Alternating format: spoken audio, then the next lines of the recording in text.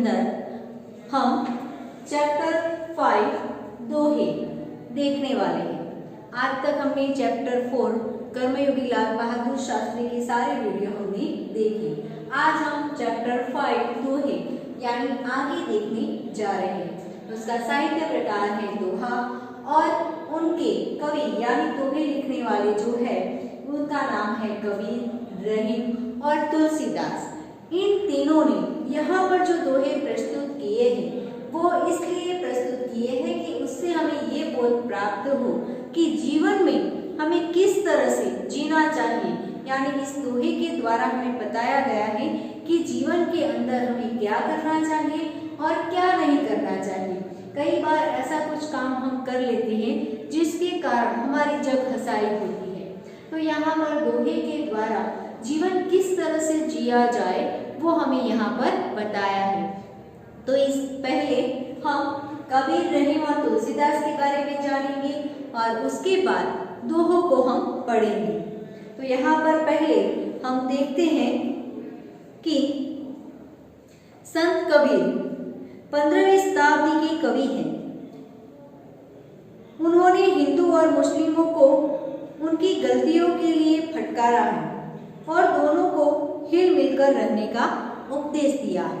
यानी यहाँ पर संत कबीर ने हिंदू और मुस्लिम जो गलतियाँ कर रहे हैं, जो लड़ाई झगड़े कर रहे हैं, उनके लिए भी उन्होंने फटकारा है और उनके बीच एकता यानी हिल मिलकर रहने का भी उपदेश दिया है। आगे है रहीम। रहीम का पूरा नाम अब्दुर्रहीम खान खाना है। आप बड़े ही उदार और अनुभवी थे। यानी वो कैसे थे? वो बड़े ही उदार और अनुभवी थे। हिंदी में उन्होंने बोधप्रद दोहे लिखे हैं। यानी उनके जो दोहे हैं उससे हमें कुछ ना कुछ बोध प्राप्त होता है। यानी जीवन के अंदर क्या बोध लेना है वो हम दोहे से देखेंगे। संत तुलसीदास 16वीं शताब्दी के प्रसिद्ध राम भक्त कवि हैं। उन्होंने रामचरितमानस नामक प्रसिद्ध ग्रंथ लिखा है। यानी उन्होंने रामचरितमानस प्रसिद्ध ग्रंथ भी लिखे हैं, बहुत सारे पद भी लिखे हैं। इस तरह से वो राम भक्त थे। यानी वो हर वक्त राम नाम की धुन में लगे रहते थे। तो यहाँ पर सबसे पहले कबीर के जो दोहे हैं वो हम पढ़ेंगे, समझेंगे और साथ में शब्दार्थ भी देखेंगे। साई इतना दीजिए जामे कुटुंब समा, साई इतना दीजिए जामे कुटुंब समा,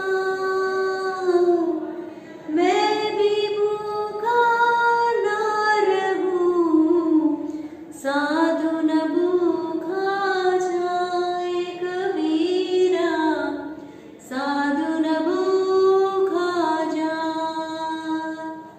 यहाँ पर शब्दार्थ देखते हैं। साई यानी भगवान, साथ में हम शब्दार्थ भी देखेंगे ताकि हमें ये दोहा जो है वो अच्छी तरह से समझ में आ जाए। साई का मतलब है भगवान। यहाँ पर साई यानी भगवान। आगे दूसरा शब्दार्थ है जामे। जामे का मतलब है दिया गया है जामे यानी जिसमें, जिसमें। दूसरा है कुटुंब। कुटुंब का मतलब है परिवार, परिवार। आगे है समाज। समाज का मतलब है पालन पोषण होना, पालन पोषण, पोषण होना।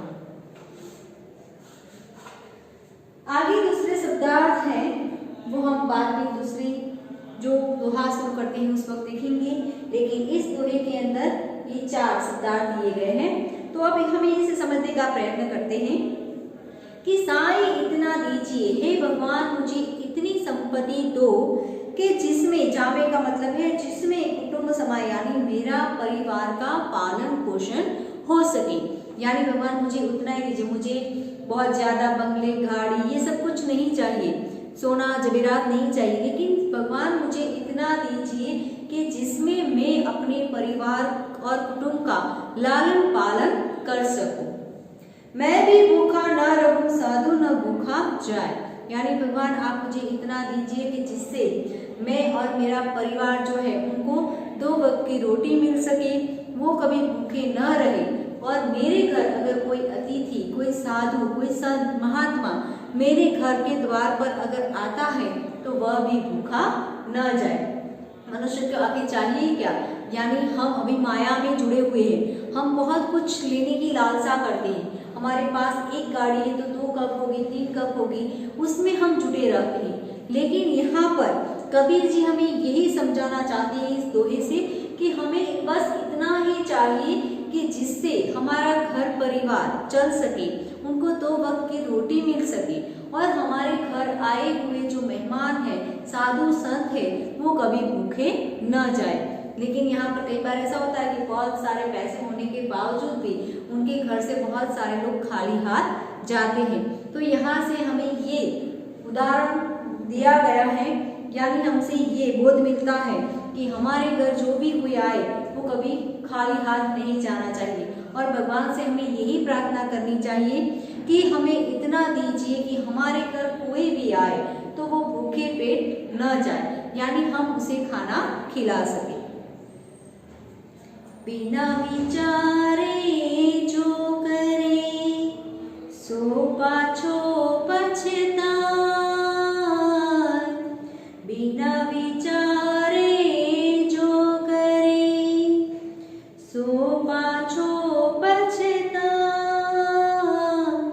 काम बिगाड़े आपनो जग में होत हसाए, कबीरा जग में होत हसाए। यहाँ पर इसके शब्दार्थ देखते हैं। पाछो यानी बाद में, यहाँ पर पाछे का मतलब है बाद में। दूसरा शब्दार्थ देखते हैं कि जग, जग का मतलब है संसार, जग यानी संसार।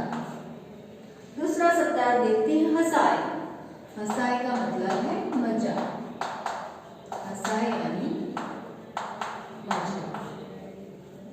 यहाँ पर जो दूसरा उदाहरण दिया है वो मनुष्य के लिए बहुत अच्छा है, यानी जो दोहे के द्वारा जो उदाहरण दिया गया है कि बिना विचारे जो करे सो पाछो पछताए, यानी जो व्यक्ति बिना सोचे समझे कार्य करता है उसे बाद में पछताना पड़ता है।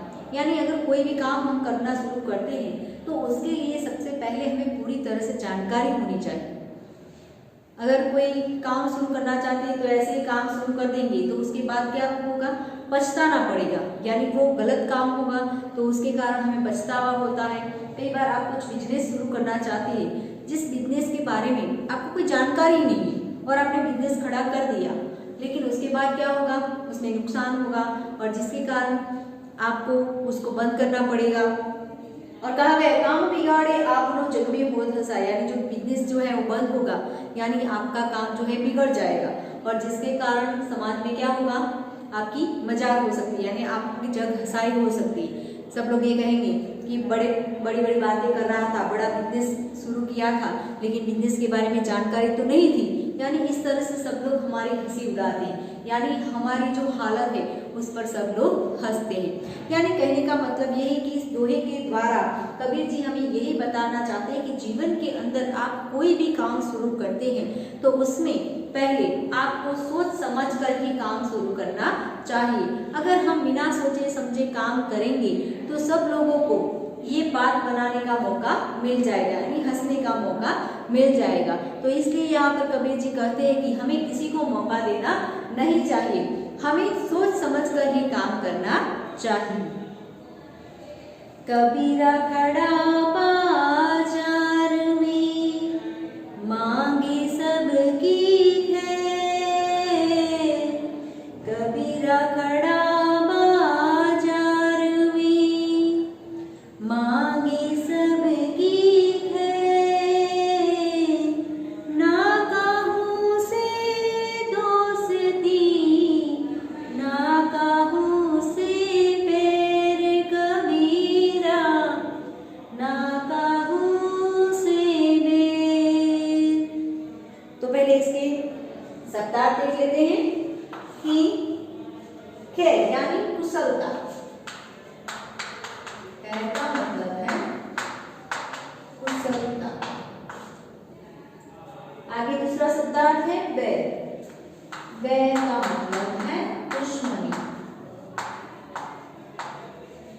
दुश्मनी या शत्रुता।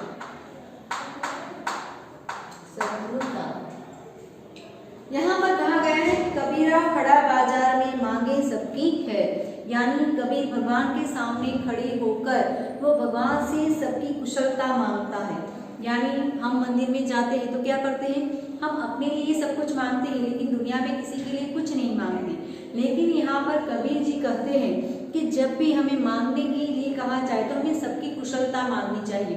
तो यहाँ पर कबीर जो है वो बाजार में खड़े होकर भगवान से यही प्रार्थना करते हैं कि सब लोग कुशल मंगल रहे, ना काहू से दोस्ती ना काहू से बैर। यानी यहाँ पर वो सबकी, यानी ऐसा नहीं कि वो अपने दोस्तों की कुशलता मांगते हैं, लेकिन वो कहता है कि ना किसी से मेरी दोस्ती है और ना किसी से मेरी शत्रुता है, लेकिन दुनिया के अंदर जितने भी मनुष्य सब लोग हैं उन सभी को कुशलता प्राप्त हो, यही भगवान से वो प्रार्थना करते हैं।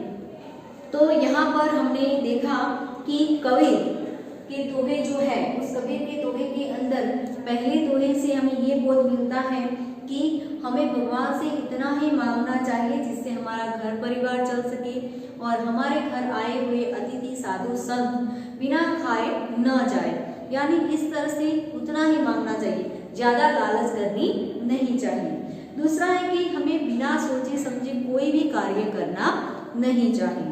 और तीसरे में कहा है कि जब भी हमारे हाथ दुआओं के लिए उठते हैं तो हमें सबकी कुशलता ही मांगनी चाहिए। तो यहाँ पर हमारे जीवन के अंदर ये दोहे से हमें किस तरह से जीवन जीना चाहिए इसके बारे में भी हमें बोध प्राप्त होता है। तो यहाँ पर आगे जो है रहीम और तुलसी के जो दोहे हैं वो हम नेक्स्ट वीडियो में देखेंगे। तो यहाँ तक जो हमने पढ़ा संत कबीर के बारे में, रहीम के बारे में और संत तुलसीदास के बारे में जो जानकारी प्राप्त की और कबीर के दोहे भी हमने पढ़े। आई होप ये सब जो मैंने समझाया आपको वो अच्छी तरह से समझ में आ गया होगा। Thank you very much.